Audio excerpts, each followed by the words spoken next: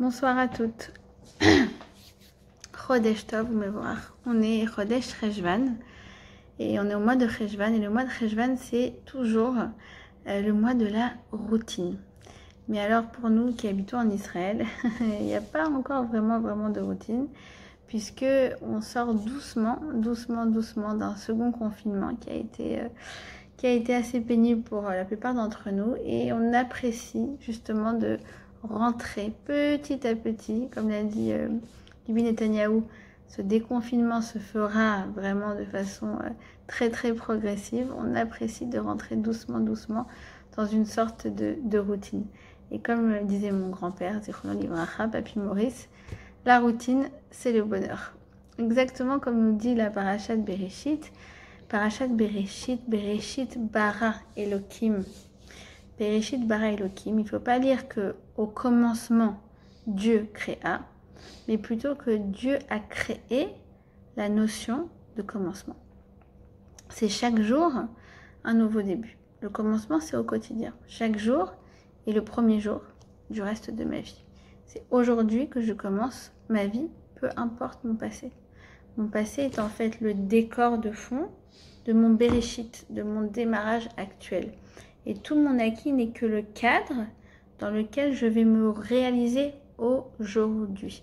La Parashat Bereshit, elle nous invite à nous recréer en permanence, à l'image de Dieu qui créait le monde en permanence. Vous savez qu'on a l'impression que le monde est fixe, il est stable, mais ce n'est qu'une illusion. En vérité, à chaque instant, à chaque seconde, à chaque fraction de seconde, chaque millième de fraction de seconde, eh bien, Kadosh Baruch Hu renouvelle l'énergie qui est dans le monde. Eh bien, l'image de Dieu qui crée en permanence le monde, je vais être amenée, invitée en permanence également à recréer ma vie. Comme on dit dans la Tefila, le matin, dans la liturgie juive, Amechadesh betuvo bechol yom tamid, qui recréait le monde chaque jour. Tamid, c'est quoi tamid? C'est toujours. Et bien justement, toujours, c'est un mot qu'on a appris à enlever de notre vocabulaire avec la crise sanitaire, puisque des choses qui nous paraissaient toujours actuelles, eh bien aujourd'hui, elles ne vont plus du tout de soi. Et même dans notre quotidien, il faut enlever le mot toujours et le mot jamais. Je n'ai jamais eu de chance avec les garçons, où je suis toujours tombée sur des bras cassés. Je n'ai jamais eu un travail bien payé, ou bien j'ai toujours des boulots qui ne sont pas du tout intéressants. Je n'ai jamais réussi à entreprendre comme quoi que ce soit. Je me plante toujours. Avec mon mari, on n'est jamais d'accord. Avec mon mari, on se dispute toujours. Non, stop avec jamais et toujours. Toi aussi, tu peux créer un commencement dans ta vie, un recommencement. Alors comment on fait? Comment on fait pour créer un Bereshit? Comment on fait pour créer un nouveau début? Eh bien, la paracha, elle est là pour nous aider chaque semaine à lancer un nouveau début. Avec la paracha, chaque semaine, à partir de maintenant, on va avoir le bonheur extraordinaire d'étudier parachat à Shavua, la paracha de la semaine. Il y a quelque chose d'un petit peu magique de Ségoula qu'on dit dans la paracha, c'est que la paracha a toujours un lien avec ce qui nous arrive. Même quand on a l'impression que ça nous parle de choses qui étaient d'actualité il y a 1000 ans, il y a 2000 ans, il y a 3000 ans, eh bien on va se retrouver en permanence dans la paracha. Et là, pour le coup, Parashat Bereshit, c'est combien actuel pour nous, Israéliens, puisque, comme je vous ai dit, on est vraiment en train de vivre, de ressortir et de vivre un vrai Bereshit, un vrai recommencement. Et parfois, on peut se dire, mais la paracha, ça ne me parle pas du tout. Regarde, ça parle du Mishkan, du sanctuaire, qui a un rapport avec ma vie, ou bien on va nous parler de l'esclave juif, mais l'esclavage a été aboli depuis bien longtemps. Ça ne me parle pas. Moi, je vais t'expliquer ce qui me préoccupe dans la vie. Ce qui me préoccupe, c'est de savoir quand est-ce que je vais me marier, quand est-ce qu'avec mon mari, ça va aller bien, quand est-ce que mon beau-père va guérir, quand est-ce que mon enfant va enfin s'assagir. Elle me dit pas ça, la paracha. Effectivement. La paracha, elle te dira jamais quand les choses vont arriver, mais pourquoi. elles arrivent. Et surtout, elle va te donner des outils pour surmonter les challenges que tu rencontres en ce moment. Bereshit, c'est en ce moment. Et regardez, on nous parle de qui? De Adam et Ève. Adam et Ève, ils sont dans un cadre féerique. D'abord, ils n'ont Dieu que l'un pour l'autre. Forcément, il n'y a personne d'autre sur terre. Ils savent qu'ils étaient prédestinés l'un à l'autre par Akadosh Baruch Hu lui-même. Donc, ils n'avaient aucun doute quant à la relation. Ils n'étaient pas en train de se poser la question d'un engagement quelconque. Non, c'est sûr qu'on est fait l'un pour l'autre. On n'avait aucun doute. Ils sont au Gan Eden. Mais qu'est-ce qui peut leur arriver? Et pourtant, pas seulement qu'ils vont vivre des difficultés, ils vont vivre une véritable déchéance. Alors, qu'est-ce que moi, quand dans ma vie, mon mari et moi, on est au chômage depuis 8 mois, comme j'ai entendu il y a quelques jours de la part d'une femme, et que les enfants, ils n'ont pas classe depuis 8 mois, et que j'ai pas vu mes parents depuis 1 an, et que j'ai pas d'aide, et que ça en a fait 2 fois, 3 fois un bidou, 3 fois une quarantaine. Comment je fais pour aller bien? Comment je fais pour maintenir le cap dans mon couple? Comment je fais pour avoir encore de la patience avec mes enfants? Comment je fais pour avancer? Regardez, Caïn et Abel, dans la paracha, on nous dit qu'ils ont chacun une moitié du monde. C'est classe. c'est pas que tu as un 300 mètres carrés avenue Hoche, c'est que tu as le monde entier, enfin juste la moitié du monde, quoi. Et l'autre aussi.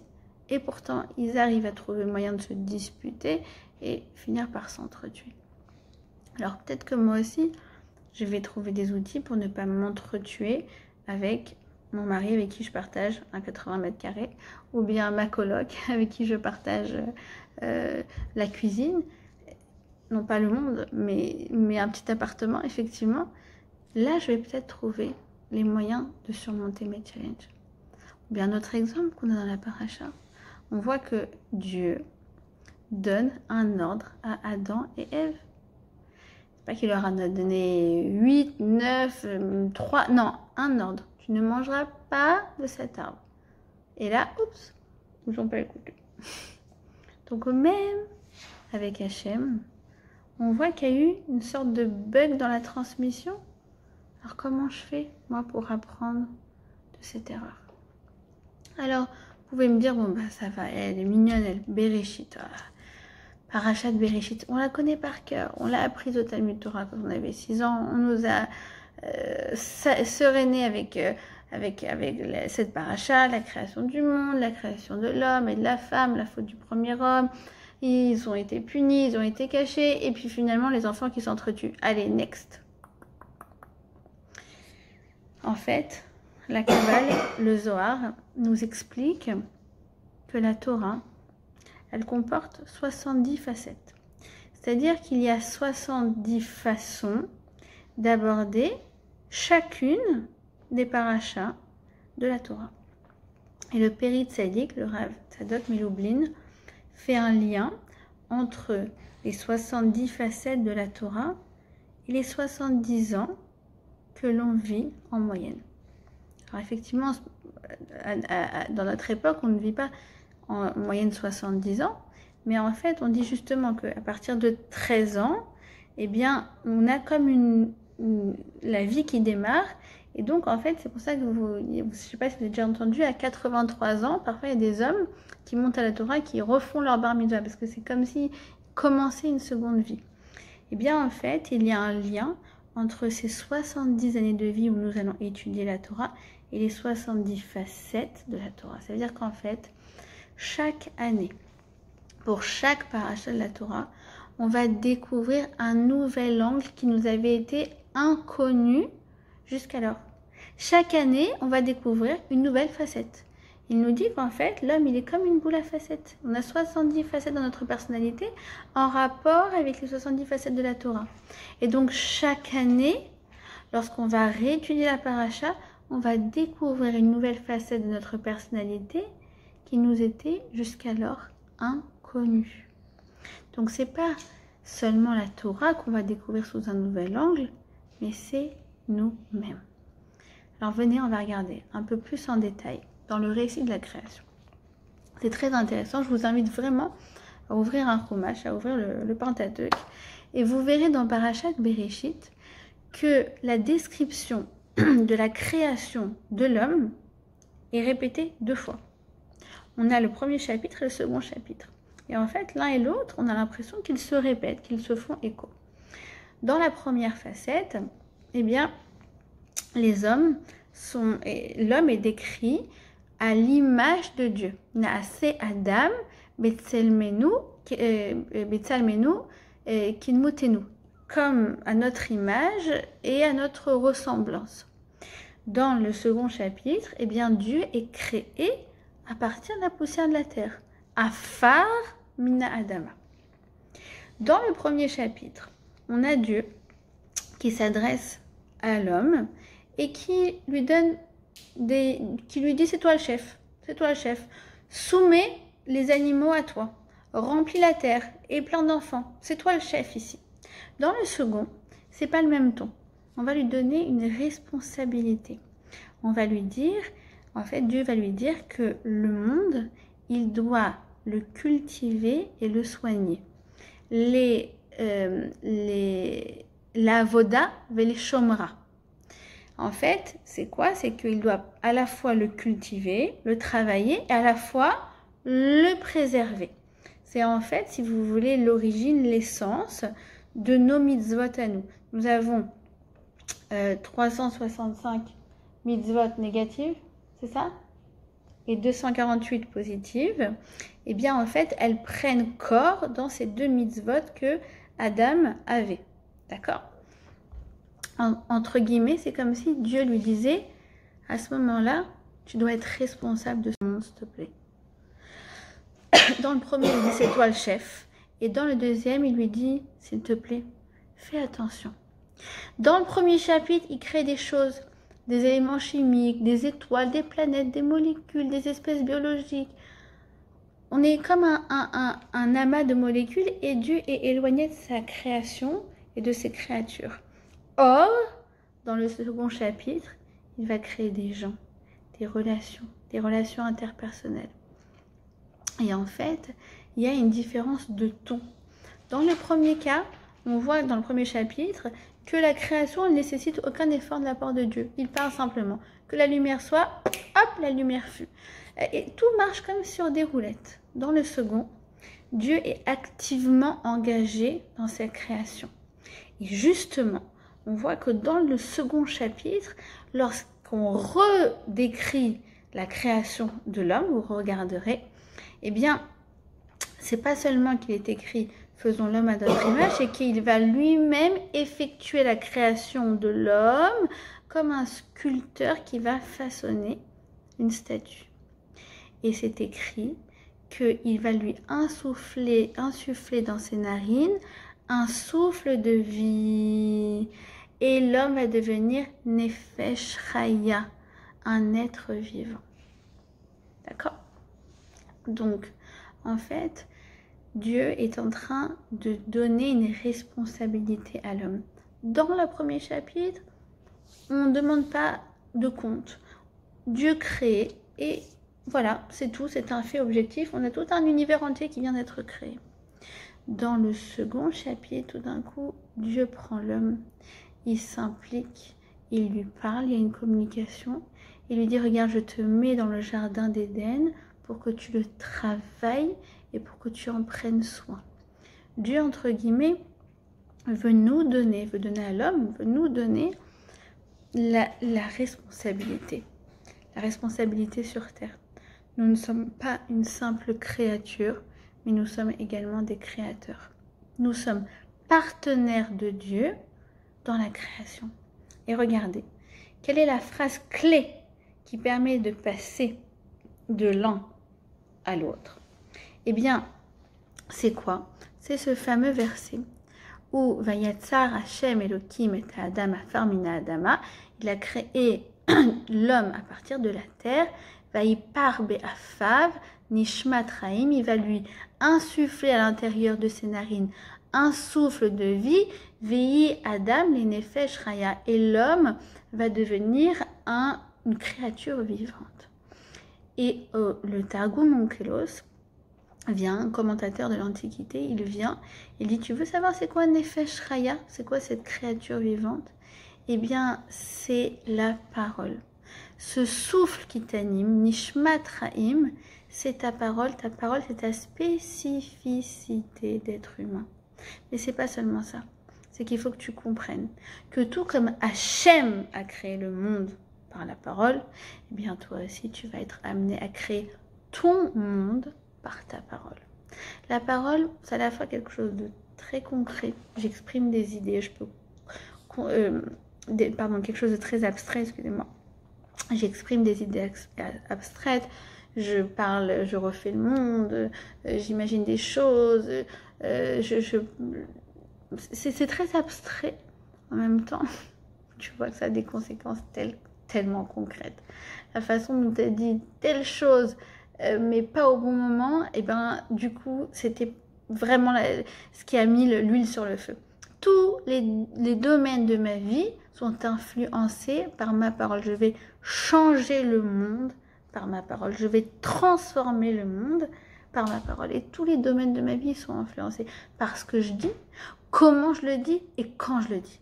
Ma relation de couple, ma relation avec mes amis, l'éducation de mes enfants, ma carrière, tout.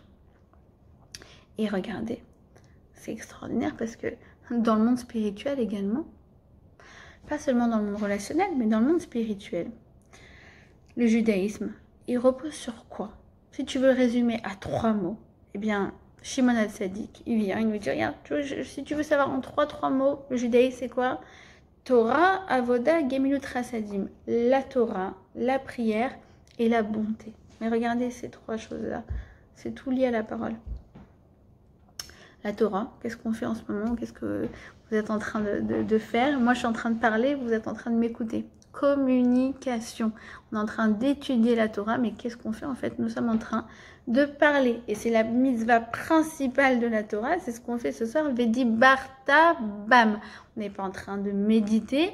On est en train de parler vraiment, concrètement, pour se ressentir le changement et pour se transformer. D'accord? Et cette paracha, vous allez voir, va nous apprendre à parler. Deuxièmement, Avoda, c'est la tefila, c'est la prière. Il n'y a pas plus parole que la prière. Et la bonté. La bonté, la première des choses, c'est déjà des bonnes paroles, des paroles encourageantes, de la politesse, de la bienveillance, tout ça. Comme le dit le Midrash, il vaut mieux montrer à son ami les dents blanches que de lui servir un verre de lait. C'est une sorte de jeu de mots, si vous voulez, en hébreu. Mais pour dire que quoi? Que déjà, une bonne parole, c'est quelque chose, tu ne te rends pas compte qu'il y a des répercussions qui sont infinies.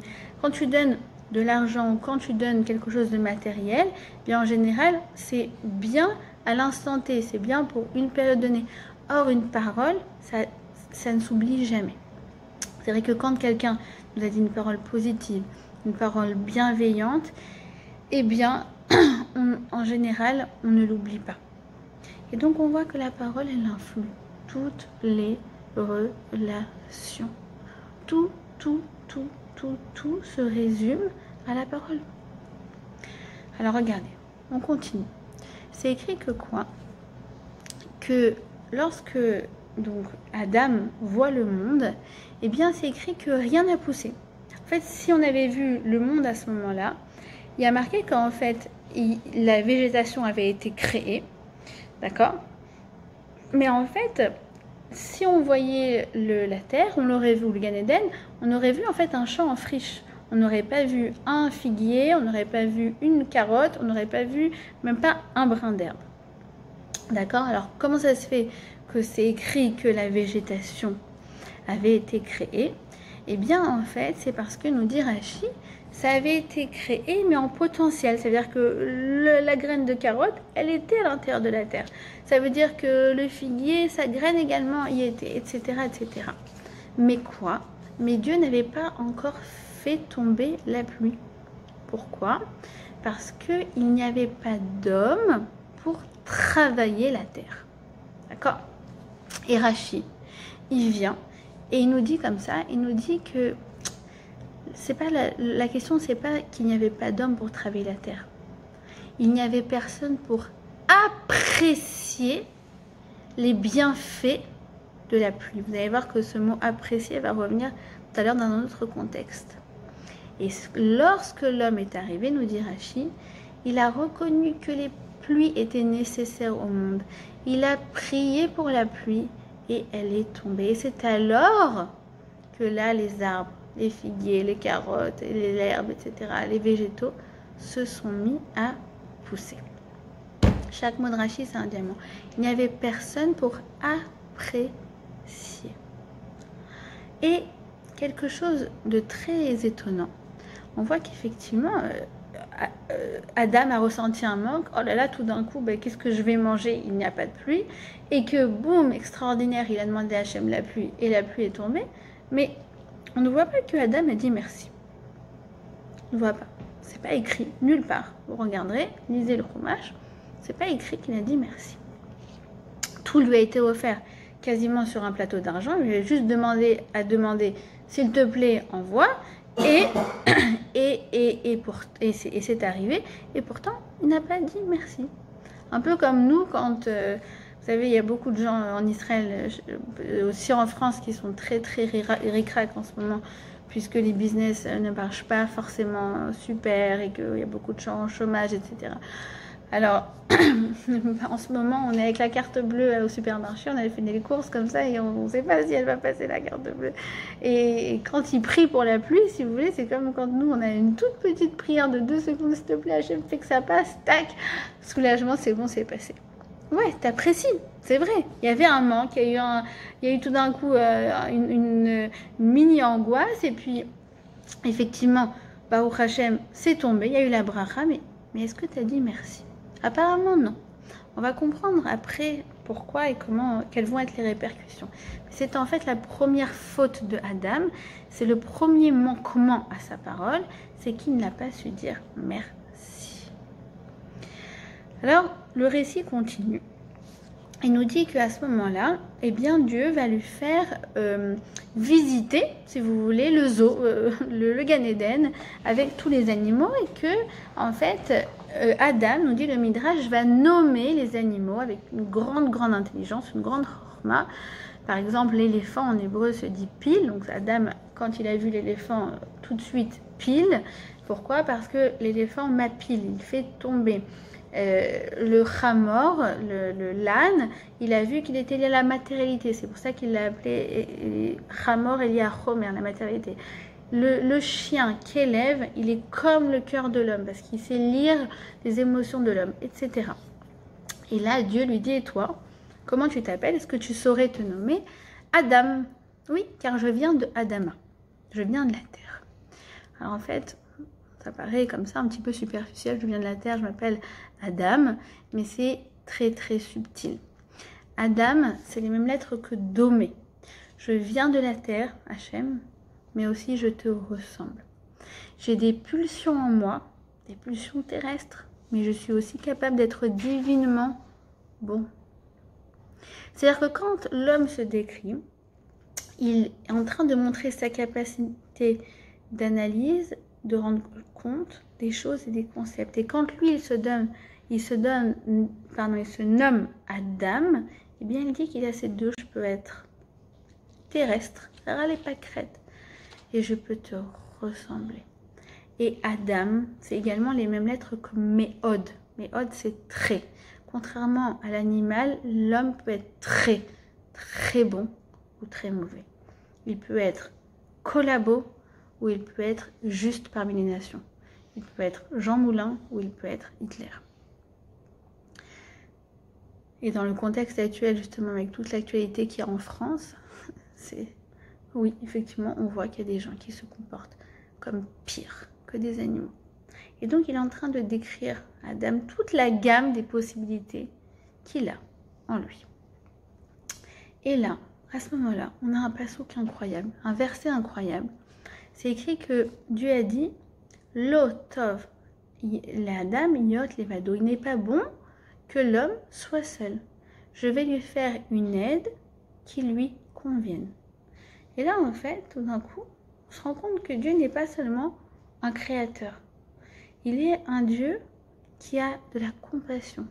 Il entre dans l'esprit de l'être humain. Il ressent ce que la dame ressent.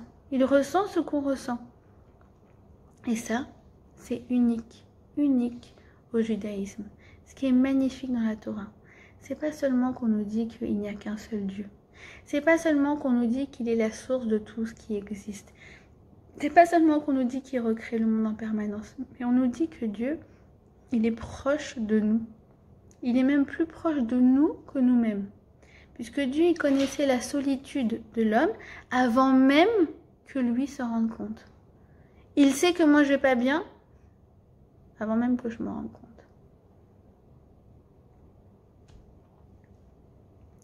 On continue. Tout d'un coup, donc, Dieu va extraire Chava, Ève, de Adam, de l'Adam originel. Vous savez que le premier homme était en fait un être androgyne, composé d'une face mâle et d'une face femelle. Et puis tout d'un coup, en fait, Dieu a séparé, il a scindé en deux cet être pour avoir Ish et Isha, l'homme et la femme. Et lorsqu'il vient et il présente la femme à Adam ou à Ish, et bien à ce moment-là, il va s'exprimer, il va dire Zot apa'am et tsaimet samai ou basar mi basari. Tout d'un coup, waouh, cette fois-ci, mais c'est sûr, c'est elle, c'est la chair de ma chair, c'est l'os de mes os et c'est la chair de ma chair. Et il la nomme Isha. Pourquoi? Parce que lui, il s'appelle Ish. Et donc, comme elle vient de Ish, elle a été extraite de lui, eh bien, elle s'appelle Isha. On a l'impression que c'est râler pâquerette. Et pourtant, encore une fois, Adam nous fait preuve de son génie de parole. Parce que Ish et Isha, eh bien, en fait, c'est Esh, le feu, avec un Yud, c'est l'homme. Esh, le feu, avec un He, c'est la femme. Ish et Isha. S'ils associent Dieu, le Yud et le He dans leur couple, alors c'est le Gan Eden sur terre. Sinon, enlève Hachem, enlève le Yud, enlève le He, qu'est-ce qui reste? Esh, c'est le feu, c'est la guerre. C'est ce que nous dit Rabbi Akiva. Il nous dit Ish veisha zachu shchina benehem lo zachu esh ochaltam. Ça veut dire quoi? Si un homme et une femme sont méritants, c'est comme ça que l'on lit, alors, comme je vous l'ai dit, la shrina, donc la shrina, si vous voulez, c'est l'aide divine, l'aide providentielle dont on a besoin au quotidien, va venir, va les accompagner, va sublimer leur couple. Sinon, un feu va les dévorer. Mais nos chachim nous disent non, Zachou, ne lis pas Zachou, ils sont méritants. Mais lis Zachou, ils se sont raffinés. Ils ont raffiné leur caractère, ils ont raffiné leur langage. Donc encore une fois, on voit que tout se résume à la communication. Si tu sais travailler ta communication dans ton couple sera un Gan Eden. Si la communication ne passe pas, attention, ça va aller de malentendu en malentendu. Il va prendre des choses à cœur que toi tu ne voulais pas forcément dire, mais comme tu l'as très très très mal exprimé, comme je vous ai dit tout à l'heure, les mots toujours et jamais sont à bannir. Mais c'est vrai aussi dans le couple. Tu es toujours en retard, je peux jamais compter sur toi. Tout ce genre de phrases qui sont englobantes et qui condamnent la personne, eh bien ça tue une relation. Ou bien simplement le fait de dire quelque chose qui est un message vrai, mais au mauvais moment, ça peut tuer quelqu'un. Attends, c'est vrai que tu as un reproche à lui faire, mais là, il vient de rentrer du boulot, c'était une journée hyper dure, il y a un client qui l'a planté. Pourquoi juste maintenant tu veux parler de ce truc-là? Pourquoi juste maintenant? Ils ont une bonne communication, ils sont capables de bien s'exprimer au bon moment, alors Gan Eden sur terre. D'accord? Et la paracha continue avec justement donc ce moment extraordinaire où Adam, littéralement, il s'extasie devant Ève. Pourquoi Zot Apam? Ah oui, alors elle, ça y est, c'est bon, elle est extraordinaire. Parce que, en fait, jusqu'à maintenant, Adam et Ève, comme je vous ai dit, ils étaient collés l'un à l'autre. En fait, Ish et Isha, il faisait partie de la même créature. Et en fait, Hachem, lorsqu'il a créé Chava, c'est pas qu'il l'a créé ex nihilo, comme le reste de la créature. D'ailleurs, c'est pas le même verbe, c'est boné, Isha. Il a scindé cet être en deux, et à partir de là, il a façonné Ève. Et donc maintenant, tout d'un coup, elle n'est plus collée à lui. Elle est face à lui. C'est en fait la notion d'alter ego qu'on retrouve, qui est créée à ce moment-là. Et c'est ce qui manquait cruellement à Adam. En fait, c'est-à-dire qu'ils étaient liés avant, ça veut dire qu'ils n'avaient rien à apprendre l'un de l'autre. Ils étaient d'accord sur tout, si vous voulez. Mais là, tout d'un coup, l'homme réalise que mais il a besoin de cet autre pour grandir. Il a besoin de cette femme pour grandir. Maintenant qu'il y a une césure, il y a un espace vide, tout d'un coup, Adam se sent manquant, il ressent le vide et il voit que Chava, qui est extérieure à lui, vient lui apporter ce qu'il n'a pas. On va pouvoir se différencier l'un de l'autre pour pouvoir s'apporter l'un à l'autre. Et c'est ça ce qui va créer la véritable unité. C'est-à-dire qu'en fait, l'homme, grâce à la femme, il a une partenaire bienveillante et de confiance qui va pouvoir comprendre Adam, sa nature, son psychisme, et lui dire quand elle pense qu'il fait une grosse erreur. Et l'idée, c'est pas qu'il rentre dans des affrontements où l'un essaye d'imposer son avis à l'autre, ou de réussir à savoir qui avait raison ou qui avait tort, ou qui a gagné. Non, non, non. Tout d'un coup, ils vont pouvoir en fait rentrer dans une confrontation d'idées qui va se faire avec une compréhension mutuelle et un respect, afin justement que toi, tu as une partie de vérité, lui, il a une partie de vérité, et ensemble, on va réussir à s'élever. D'accord? En fait, Rashi, il dit que c'est quoi ce lotov, yot levado, il n'est pas bon que l'homme soit seul. C'est lorsque justement on a l'impression qu'on n'a pas besoin d'alter ego. J'ai besoin de personne. Je me suis autosuffisante, tu vois. Moi, je gagne bien ma vie, j'ai ma carte bleue, j'ai mon appart, j'ai mon boulot. J'ai besoin de rien d'une personne. Le plus lotov au monde, la pire des choses, c'est de croire que tu as besoin de personne. C'est pour ça que Dieu a créé de base des êtres manquants. On a énormément de besoins, nous les êtres humains, pour qu'on ait conscience justement qu'on a besoin les uns des autres. Comme le bébé qui se rend compte à quel point il a besoin de sa maman. Comme les amis qui se rendent compte, justement, comme je vous ai dit, ce deuxième confinement où on se rend compte à quel point on a besoin de vivre en société. On a besoin de se retrouver dans ces belles tables de Shabbat qui nous manquent tellement. On a besoin de se retrouver à la synagogue, de prier tous ensemble. On a besoin d'aller faire des restos entre copines. On a besoin. Le Tov, nous disent nos Chachamim, ce qui est bon, c'est toujours de créer en fait un lieu commun. On est différents, on se sent parfois qu'il y a un écart, et on est tellement content de venir combler cet écart. C'est-à-dire que le Tov, c'est ce lieu d'échange où on va se rencontrer, on va créer du commun ensemble, on va se faire progresser en formant une équipe. D'accord? Et le véritable Tov, bien sûr, il se situe au niveau du couple, puisque le couple, selon la Torah, est aux antipodes de ce que veut nous baratiner les films hollywoodiens, où c'est juste en fait des gens hyper parfaits, voilà, qui se font kiffer l'un l'autre. Bien non, nous au contraire, on se découvre en tant qu'être imparfait et qui sommes capables d'accepter justement la remise en question par l'autre lorsqu'elle est faite de façon fine et respectueuse, on va en venir, et que du coup ça va nous tirer vers le haut, et que grâce à ça, on va être capable de s'améliorer grâce à l'autre. Ça, c'est le Tov. Maintenant, vous allez me dire, mais alors comment je fais une remise en question de façon fine et respectueuse? Comment ça marche? Eh bien, on a la suite de l'histoire.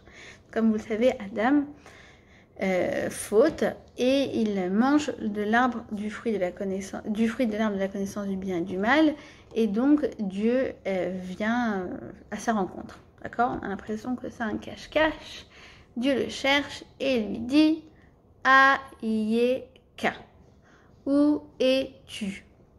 Question rhétorique, bien sûr, parce que comme le dit Rachi, Hachem est omniscient, c'est tout, d'accord? Donc quand il lui dit Ayeka, il vient, il lui fait une invitation.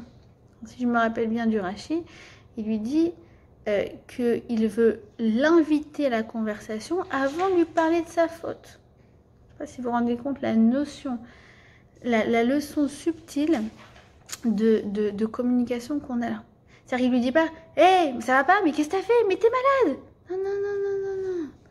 Il vient tout d'un coup. D'abord, on commence par une invitation bienveillante. Et en fait, il faut désamorcer en fait le rapport de force. Si tu arrives et tu commences à être agressif, par exemple, ton mari, je sais pas, on t'avait convenu d'une heure pour partir à un mariage et qu'il est arrivé en retard, d'accord? Si tu lui rentres dedans en mode agressive, eh bien lui, il va tout de suite activer sa capacité de défense et donc en fait, pouf, on arrive à l'affrontement. C'est tout simplement, tu dis ouais, c'est trop dommage parce que vraiment on risque d'arriver en retard à l'heure ou pas.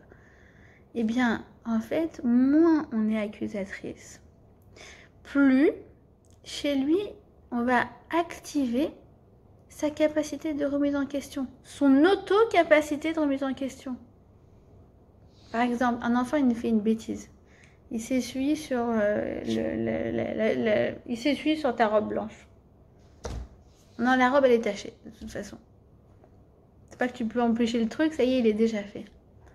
Si tu lui dis, mais ça te paraît normal de t'essuyer sur la robe de ta mère? Qu'est-ce que t'en penses? Vraiment, qu'est-ce que t'en penses? Tu l'invites à une auto-introspection, ben en fait, tu vas voir, l'enfant, il va se remettre en question. Mais oui, en fait, c'est pas normal. C'est-à-dire qu'en fait, il faut laisser l'autre vivre les conséquences de son acte pour pouvoir s'autoréguler. C'est comme ça qu'on construit une relation, à la fois basée sur la remise en question quand l'autre fait quelque chose qui me déplaît, mais à la fois qui est construit sur une bienveillance. Un enfant, il frappe son frère. Mais ça te paraît normal? Il y a 2 minutes, vous étiez en train de rigoler et maintenant il pleure. Ah oui, mais tout d'un coup, il s'autorégule parce qu'il a un sentiment de malaise qui n'a pas été brouillé par la colère qui serait arrivée forcément si je m'étais mise à lui crier dessus. C'est-à-dire qu'en fait, quand on rentre en conflit, c'est ça tout le paradoxe, c'est ça la leçon extraordinaire de ce Ayeka, où tu es, où tu en es. Cette invitation, c'est qu'il faut comprendre, quand on rentre directement en conflit avec l'autre, on court-circuite sa capacité naturelle à s'autoréguler. D'accord? On continue. On a donc la faute. On va regarder un petit peu au niveau de la communication. Qu'est-ce que la faute vient nous apprendre? Donc on nous dit que le serpent a été jaloux de Adam. Il a voulu le faire tomber. D'accord? Et il savait que la seule façon de le faire tomber était en le faisant transgresser le seul, je vous ai dit un ordre, le seul interdit que Dieu lui avait donné. Jusque-là, la stratégie est assez claire. Maintenant, le serpent qui est intelligent, on dit que c'est le plus rusé de tous les animaux, eh bien, dans la paracha, il se dit, si je m'attaque à lui frontalement, je ne vais pas y arriver. Donc, qu'est-ce qui se passe? Il va voir Ève. Pourquoi? Parce que, en fait, Ève, elle a entendu qu'il était interdit de manger de l'arbre, du fruit de l'arbre, mais de son mari. Elle a entendu en seconde main, si vous voulez. Dieu s'est adressé à Adam, et Adam s'est adressé à Ève. D'accord? Et donc, en fait, c'est comme ça que le serpent a réussi à faire tomber Chava, et Chava, après, faire tomber Adam. Le serpent était vraiment stratégique. Que faisait Adam au moment où Ève et le serpent étaient en train de papoter? Qu'est-ce qu'il faisait? Dit le Midrash, il dormait. Alors bien sûr, quand le Midrash vient, c'est pas pour nous donner des choses au sens forcément littéral. C'est pour nous dire que Adam, il dormait, il se reposait sur ses lauriers, si vous voulez. Il était en mode métro boulot dodo. Il était en mode que tout allait de soi, qu'il il oubliait de remercier sa femme, qu'il oubliait de la féliciter, etc. Et tout d'un coup, ça a laissé une brèche pour que le serpent, il vienne et séduise sa femme. Exactement aussi comme dans un couple où un mari oublie de proposer, je sais pas, le café le matin à sa femme, ou alors que c'était quelque chose qu'elle aurait tellement apprécié. Puis d'un coup, elle arrive au bureau et son nouveau collègue lui propose un café. Elle apprécie beaucoup. Non, non, non, non. Il faut être tous les jours dans le béréchit, dans son couple. Il faut se remarier avec sa femme et son mari chaque jour. Chaque jour. Et le serpent s'adresse à Ève et lui dit, mais pourquoi vous ne mangez pas de l'arbre du fruit de la connaissance? Du fruit de l'arbre de la connaissance. Alors, Ève lui répond, parce que figure-toi que non seulement on n'a pas le droit de le manger, mais on n'a pas le droit également de le toucher, de cet arbre. D'accord? Qu'est-ce qui va se passer? C'est que le serpent va la faire tomber sur l'arbre, elle va se rendre compte qu'elle l'a touché, qu'il ne se passe rien, elle va se dire, bon, bah, si finalement cet ordre n'a aucune conséquence fatale, eh bien le fait de manger également, et c'est là en fait qu'elle en est arrivée à manger. D'accord? Alors en fait, qu'est-ce qui s'est passé? C'est que Adam, il a exagéré l'ordre. Il s'est dit, oh là là là là, si je dis que c'est interdit de le manger, je ne sais pas si elle va tenir. Je vais être prudent et je vais lui dire de ne pas le toucher non plus. Que Dieu a dit qu'il ne fallait pas le toucher. Mais quoi? Je lui fais pas confiance? Je lui fais pas confiance? Erreur d'Adam, c'est quoi? C'est une inexactitude des propos qui révèle quoi? Un manque de confiance dans ta femme. T'as pas confiance en elle. Et à l'inverse, elle aussi, elle a fait une erreur. C'est quoi la grande erreur de Ève? Elle n'a pas été posé la question à son mari. Le serpent, il vient, il lui dit, non, c'est bon, t'inquiète pas, tu peux le toucher, il n'y a pas de problème. Attends, je comprends pas, il y a une contradiction. Mon mari m'a dit que c'était interdit de le toucher. Attends 2 secondes, je vais le voir, je vais lui poser la question. Pourquoi t'as pas été voir ton mari? En fait, là, on nous dit qu'il manquait de complicité. Il manquait de confiance, justement. De confiance. D'accord? Alors, en fait, la Torah commence par Bereshit. On le traduit de la façon la pire qui soit, parce qu'on dit au commencement. Mais en fait, la Torah, elle vient pas te dire qu'est-ce qui s'est passé au commencement. C'est pas une chronologie. Elle vient te dire, en fait, non pas quand le monde a été créé, mais pourquoi? Dans quel but? Bereshit, en fait, si vous voulez, c'est pas comme si la Torah était un livre d'histoire. Elle veut nous faire passer un message. Et en fait, de savoir quel âge a l'univers, on s'en fiche complètement. Elle veut te dire Bereshit, pourquoi? Dans le but de quoi? Quel objectif la vie veut-elle de moi? Et le Midrash, il vient. Il dit, tu sais, le monde a été créé pour Réchit. C'est quoi pour Réchit? Et en fait, le Midrash vient, il nous dit, tu sais, il y a 3 mitzvot qui s'appellent Réchit, qui sont la raison pour laquelle le monde a été créé. C'est-à-dire que pour ces 3 mitzvot que toi tu vas faire, ça valait le coup de créer le monde. Quels sont ces 3 mitzvot? Premièrement, c'est la chala. Ah bon? De prélever de ma pâte, eh bien, ça s'appelle Réchit Arisotrem. De prendre ça, eh bien, c'est une des raisons pour lesquelles le monde entier, avec toutes les galaxies, a été créé. Curieux, hein? Deuxièmement, autre Réchit, c'est quoi? Ce sont les bikurim. C'est lorsque on plante un arbre, eh bien les premiers fruits, on devait les amener à l'époque au Beth Amikdash. Même aujourd'hui, de nos jours, ils sont consacrés. D'accord? Et enfin, c'est le maaser, c'est le fait de donner la tzedaka à 10% de ce que je gagne 1000, et bien 100 doivent être redistribués.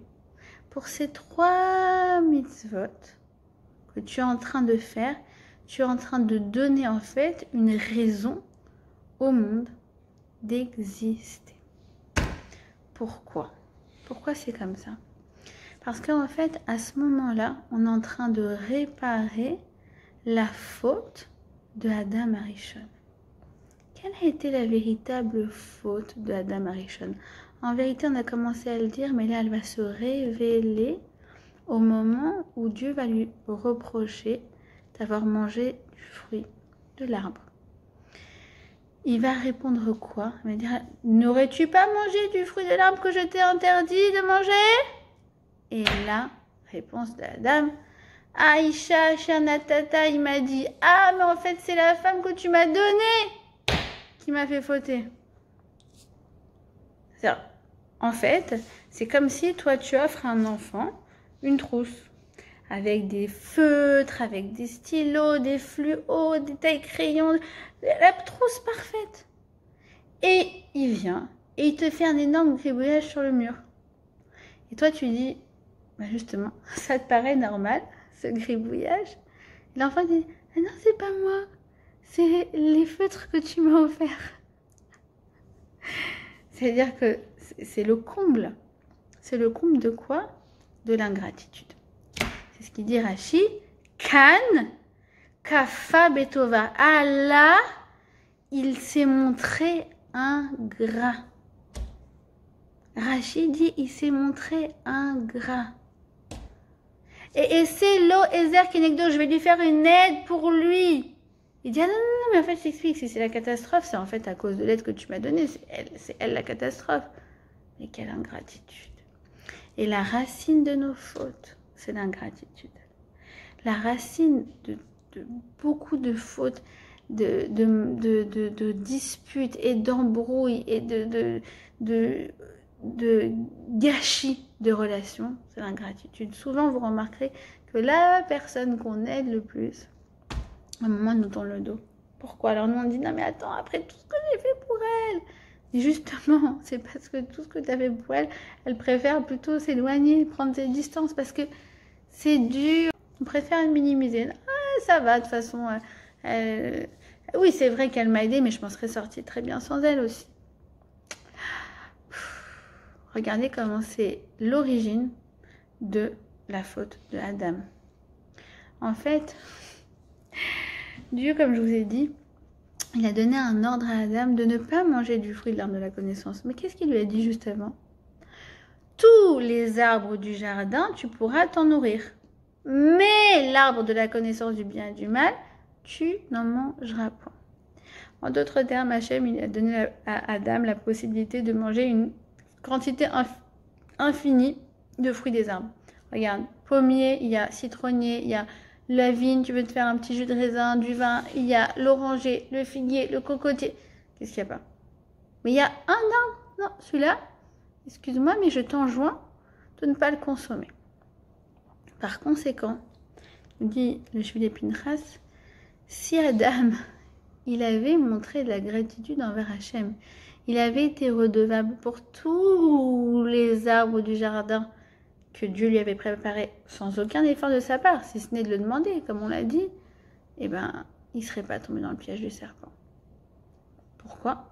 Parce que justement, c'est parce qu'il n'avait pas développé assez en lui le concept de Hakaratatov, de gratitude, que tout d'un coup, ça s'est dévoilé au moment où il a mangé de l'arbre et au moment du fruit et au moment où Dieu lui fait le reproche, il dit « Ah, mais en fait, non, c'est de la faute de la femme. » C'est-à-dire qu'en fait, c'est la révélation de son ingratitude depuis le début.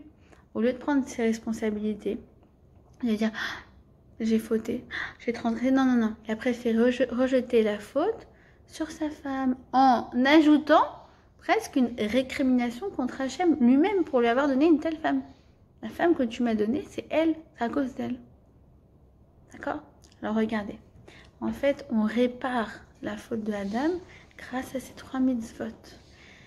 Les bikurim, comme je vous l'ai dit, c'est quoi? C'est que les premiers fruits, eh bien, on doit, normalement, à l'époque du Beth Amikdash, les encercler et faire toute une procession une fois par an où on amène tous nos bikurim, nos premiers fruits, au Beth Amikdash. Pour dire quoi? Pour dire oui, c'est vrai, j'ai un arbre, mais regarde, les premiers fruits, je te les amène. C'est comme si tu commences un boulot, t'es toute jeune, 22, 23 ans, c'est ton premier boulot. Ta première fiche de paye, tu prends la totalité et tu donnes à la tzedaka, tu donnes à la synagogue, tu donnes à une amie qui est en galère. C'est complètement dingue, c'est ta première fiche de paye. Mais alors à ce moment-là, tu fais la réparation de la faute de Adam. Parce que tu fais preuve d'une gratitude infinie. La deuxième, c'est la Hafrashat Challah. La Hafrashat Challah, c'est quoi? C'est que j'ai ma farine, j'ai mon eau, j'ai une pâte, tout est prêt, elle a l'air incroyable, elle a bien gonflé comme ça. Je n'ai qu'une seule chose à faire, c'est la rentrer au four. C'est tout simple, d'accord? Eh bien, à ce moment-là, on te dit, non, je t'explique, tu vas faire une bracha à ce moment-là. Mais pourquoi tu veux que je rentre Dieu à ce moment-là? C'est le truc le plus basique au monde, que je prends ma pâte et que je vais la rentrer au four et que ça va me faire des chalotes magnifiques. Pourquoi tu veux que je fasse rentrer Hachem dans un moment aussi basique? D'accord, je prie quand je suis pas sûre d'avoir quelque chose, je vais passer un entretien, je suis pas sûre d'être prise pour le boulot. Là, d'accord, je comprends, je peux prier. Je prie au moment de la choupa d'une copine, je me dis, Bezrat Hachem, qu'elle aura un bon shalom bayit. Oui, là, je peux comprendre qu'il faut prier. J'attends des résultats d'examens médicaux, je comprends qu'il fait prier. Mais là, à ce moment-là, j'ai ma pâte, j'ai qu'à la rentrer dans le four, pourquoi tu veux que je prie? Parce que justement, il y a un enjeu précisément de rentrer Hachem à ce moment-là. Pour que quoi? Pour que tu te rendes compte que si ce pain, il va se faire, et il va cuire, et il va te nourrir, eh bien en fait ça n'a rien d'évident. Si Hachem n'avait pas ordonné au four de cuire, si Hachem n'avait pas ordonné à chaque molécule de carbohydrate de ton pain de te nourrir, et en plus d'être délicieux, ça ne marcherait pas. Donc là justement où Hachem il a l'air invisible, inexistant, Chazvé Shalom, on te demande de le rendre visible dans ta maison, à ce moment-là. Et d'ailleurs, Chala, c'est les mêmes lettres que Atrala, un début, Bereshit. On te dit, regarde, au moment où tu as l'impression que tout se déroule normalement, c'est les lois de la nature, fais rentrer Hachem. On peut remettre Hachem dans la folie du quotidien, dans toute notre routine. D'accord? C'est un peu comme si on priait un moment où tu es sûr que ça va marcher. Il y a quelque chose qui va marcher, tu dis, maintenant je vais prier. D'accord? Ça veut dire que ça aussi, c'est un des fondements du judaïsme, c'est de faire rentrer Hachem là où on l'attend le moins. Exactement comme par exemple cette bracha que l'on fait, cette bénédiction que l'on fait quand on sort des toilettes. Tu dis à Hachem, merci que les intestins ils fonctionnent, que tout ça fonctionne. Mais tu es en train de le faire rentrer Dieu à un moment où on t'attend le moins. Et bien c'est ça en fait, justement. C'est-à-dire que tout d'un coup, tu fais rentrer Hachem dans ta vie. On passe d'un Dieu type chapitre 1 à un Dieu chapitre 2. D'accord? Et enfin, le maaser, la tzedaka. Je reçois 10 000 shekels. 1000 shekels, je dois donner la tzedaka par mois. Mais c'est pas possible. C'est à moi cet argent. J'ai travaillé. Non. 900, allez, pour toi. Mais 9000 pour toi. Mais pour les 1000, sache qu'ils ne sont pas à toi. Tu es juste un courroie de transmission. Dieu t'a donné la responsabilité de cultiver son monde et de le donner à quelqu'un qui en a besoin. On est des Yehudim.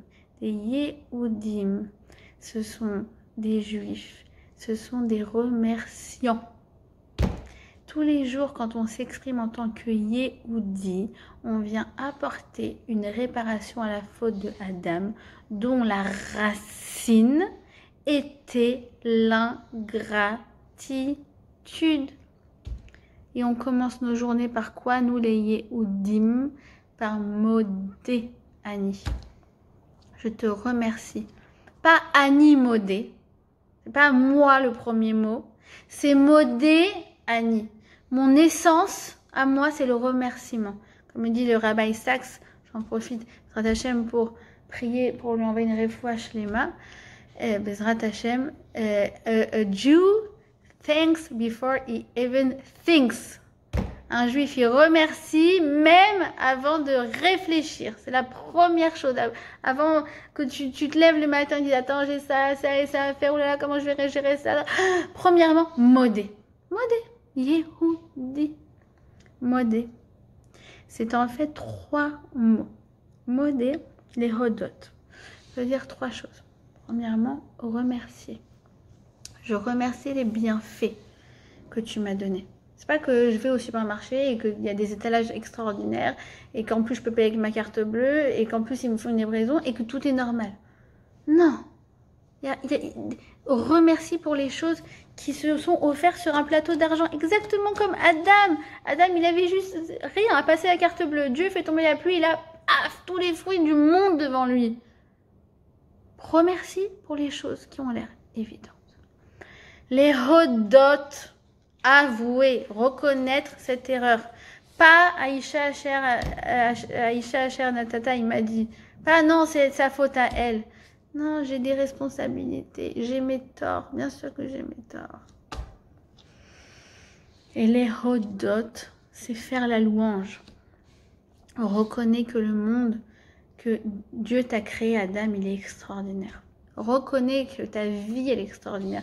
Et combien on la reconnaît en ce moment, on le reconnaît en ce moment, que toutes ces choses qui nous paraissaient être la base, c'est quelque chose d'extraordinaire. Mais Akadosh Baruch Hu, c'est incroyable ce que tu as créé dans le monde. C'est incroyable. Et les 3 mots les plus importants du judaïsme, sachez, c'est pas je t'aime, c'est je te remercie, j'ai eu tort, tu es génial. Ce sont les 3 mots qui vont nous permettre de construire nos relations. On raconte l'histoire d'un homme dont la femme a été atteinte de la maladie d'Alzheimer. Et en fait, il y avait une infirmière qui voyait cet homme arriver tous les jours à l'hôpital. La femme était hospitalisée à 100%. Parce qu'elle n'était vraiment plus capable, elle n'avait plus de moyens en fait. Et tous les jours, à la même heure, 8h du matin, il restait avec elle 1 heure. Ça va ma chérie, comment tu vas? Est-ce que tu as bien dormi? Est-ce que tu veux que je t'apporte un thé? Et lui, elle ne le reconnaît pas. Tous les jours il vient, tous les jours il vient, tous les jours il vient, tous les jours il vient. Et un jour, l'infirmière lui dit, mais vous n'en avez pas marre de faire ça pour elle? Elle ne vous reconnaît même pas. Dans le fond, que vous veniez ou que vous ne veniez pas, c'est la même chose. Et l'homme lui a répondu, mais sache une chose, c'est que cette femme, je l'aime, je l'ai aimée, elle a été extraordinaire. Je ne sais pas tous les bienfaits qu'elle a apportés dans ma vie. Donc lorsque je fais ça, c'est vrai qu'elle ne s'en souvient pas. Mais en fait, sache une chose, c'est que je ne le fais pas pour elle, je le fais pour moi. Car je ne veux jamais oublier le bien qu'elle m'a fait. Et tous les jours, j'irai la voir. Et j'irai la voir jusqu'au dernier jour de sa vie ou de ma vie pour justement ne jamais faire preuve d'ingratitude. C'est comme les gens qui, malheureusement, passent des mauvaises périodes dans des couples. Et je parlais justement avec une femme dont le mari s'est retrouvé 2 mois, plus rien faire, pas se lever, rien. Et ses copines lui disent, mais attends, comment tu restes avec lui? Mais attends, il faut le quitter. Elle a regardé, elle dit, mais attends, je suis avec lui quand ça va plus, je suis plus avec lui. Ça s'appelle de l'amour, ça. Ça s'appelle de l'amour. La gratitude. La gratitude de tout ce que tu m'as donné. Elle doit être présente même dans les moments où ça va pas. Parce que c'est justement ton moteur dans les moments où ça va pas. Parce que forcément, dans toute relation interpersonnelle, particulièrement dans le couple, il y a des hauts et il y a des bas. Et on a besoin de se souvenir des hauts pour pouvoir se nourrir lorsqu'on est en bas. Alors en fait, Adam va terminer la paracha de façon merveilleuse.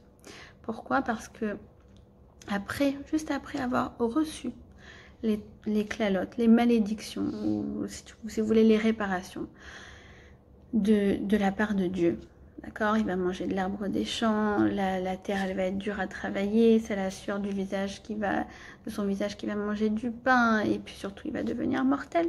Puis poussière tu étais, poussière tu redeviendras. Le passouk d'après. L'homme donne à sa compagne le nom de Chava. Elle s'appelle plus Isha. Elle s'appelle Chava parce qu'elle est la mère de tous les vivants. Chava, Chaya.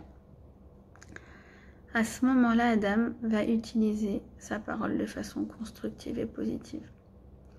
Nous dit le Rav Shimshon Raphaël Hirsch, à ce moment-là, Adam aurait pu être le plus en colère du monde contre sa femme. Mais c'est précisément à ce moment-là qu'il l'appelle Chava. Tu es celle qui donne la vie. Il l'appelle par un nom qui est sa mission. En fait, il dit oui, c'est vrai que j'ai été puni et que maintenant je vais être mortel. Puisque à la base ce n'était pas le projet divin, l'homme aurait dû être immortel. Eh bien c'est vrai que je suis devenue mortelle.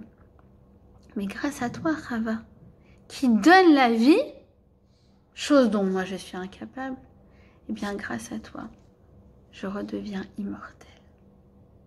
Nous sommes tous les enfants, nous sommes des Bnei Adam, comme on dit en français, des personnes, des descendants de Adam. Adam, il est vivant à travers nous, grâce à sa femme, 5780 ans plus tard. Adam, il lui dit en quelque sorte, c'est vrai qu'on a eu des beaux et des bas, ma chérie, et moi je suis maudée. Je reconnais mon erreur. C'est vrai que j'aurais dû te dire toute la vérité sans la déformer. Je reconnais ta grandeur. Tu peux donner la vie. Et je te remercie pour cela. Parce que grâce à toi, je vais pouvoir me réaliser. Et grâce à toi, je vais pouvoir retrouver mon immortalité. À la semaine prochaine.